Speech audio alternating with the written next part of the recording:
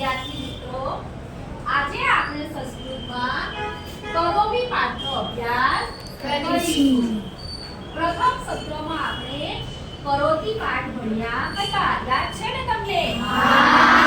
કરોતી શબ્દો ત્રીજા પુરુષ એકવચન માટે વપરાય છે. તે ક્રિયાપદ કહેવાય. કરોતી ક્રિયાપદ એ ત્રીજા પુરુષ એકવચન માટે વપરાય છે. જેમ કે આપણે ઉદાહરણ જોઈશું. એન્જલ લીખતી. કોઈ ત્રીજા વ્યક્તિ માટે આપણે વાત કરીએ છીએ એ પણ એકવચન. એન્જલ લીખતી. એન્જલ લખે છે. બીજું ઉદાહરણ લઈશું. આશીષ પીબતી. આશીષ પીવે છે.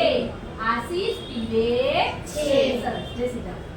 તો આજે આપણે અભ્યાસ કરીશું કરોમી